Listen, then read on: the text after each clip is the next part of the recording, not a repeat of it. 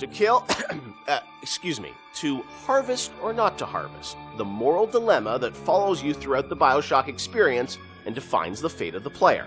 This choice lays at the center of your BioShock story and has repercussions that can be felt in nearly every facet of the gameplay.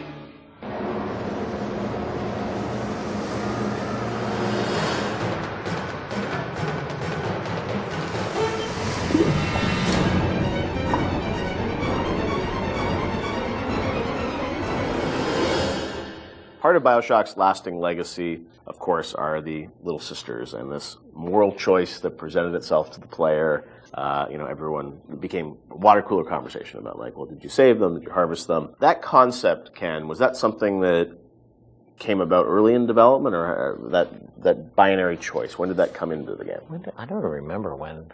I mean, we had the concept of them being protected, but I can't remember when you actually certainly chose. wasn't. When there were slugs, it was not meaningful. I think there was.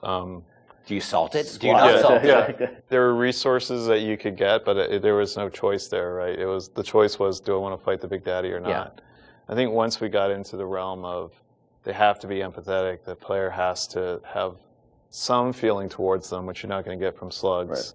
Right. Then we start seeing that opportunity there of, like, okay, nobody's going to want to do harm to these girls, or do they? Like, and do we allow them to? It was we weren't comfortable with it at first when it first came up that we could. I think it was important that it was a way to reflect the sort of larger economic questions of a world like Rapture, where, like, where the economy drives everything. Are there any limits to economic decision making versus moral decision making? Because that's sort of what the Randian notion is, that it's not the role that you don't sort of legislate morality.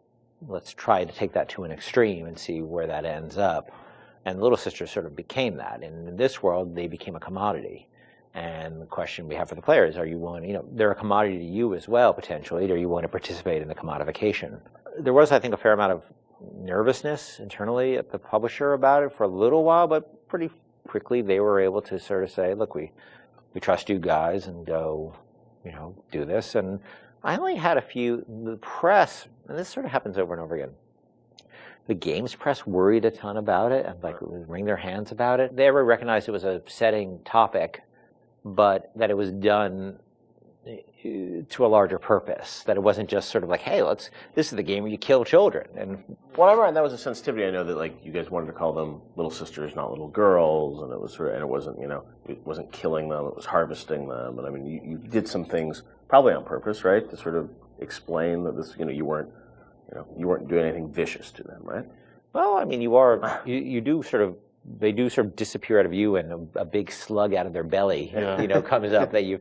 Well, we didn't want that to be graphic. We wanted to be very clear that you were killing them. Yeah, right. Yeah. But it was not intended to be a prurient in terms of, hey, this is a simulation of pulling a sea slug out of a little girl's belly.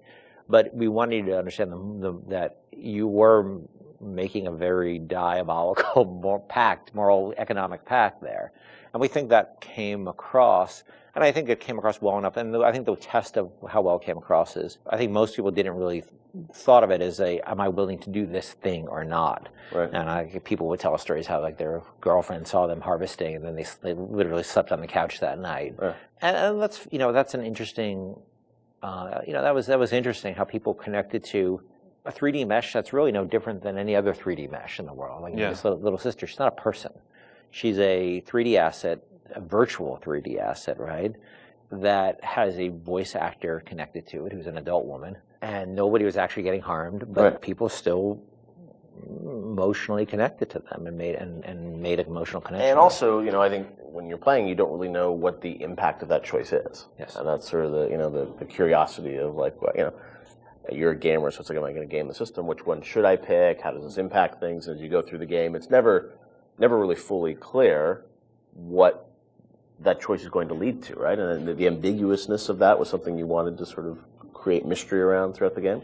Yeah, we went back and forth a lot about what the rewards for harvesting versus saving would be, and actually I think we should have really pushed further that the rewards for saving were much more, should have been much more meager than the rewards for harvesting, just to really sort of put you up against the wall, push you up against the wall, and say, Yeah. you know, are you going to stick by your moral guns here because you're going to pay for it?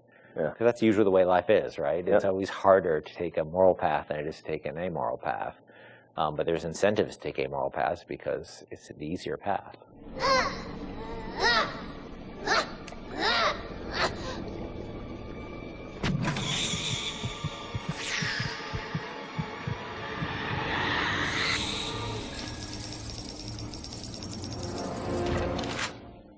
As you play through the game, eventually you get to the ending, and as we know now, there were sort of two endings that were affected by that choice, and that was something at the time. I know you said publicly that you weren't in favor of sort of having two endings. Was that in part because the game is about not having choice, or did you think that the two endings were?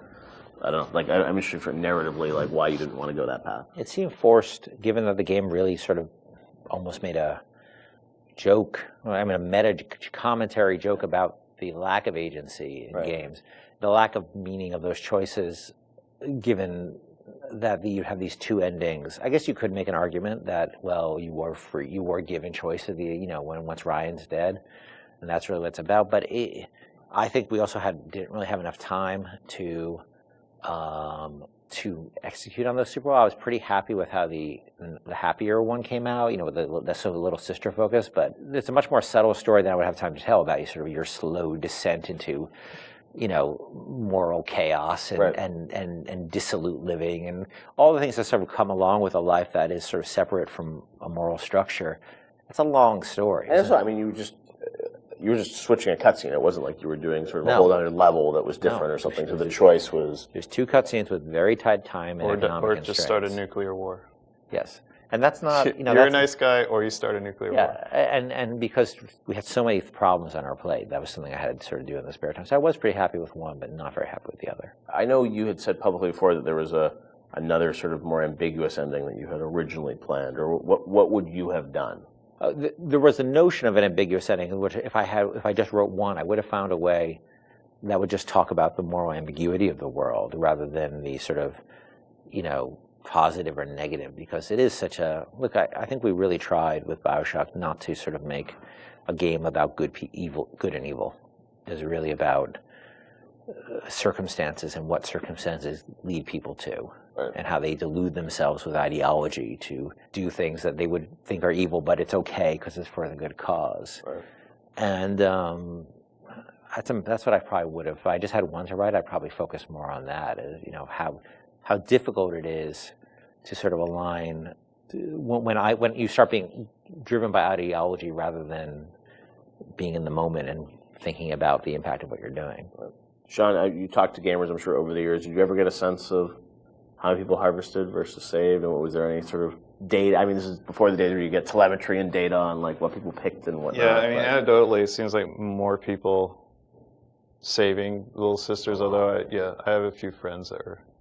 I just harvested every single one. I wanted to see what happened. So I don't know if that was more, the game developer and them trying to see, what would happen, but certainly for the most part, I think most people. Which I guess is a good thing. It means that maybe people are good at heart. They kind of feel bad. They want they want to save the Little Sisters. So, yeah, I'll say the needle sways towards the green there.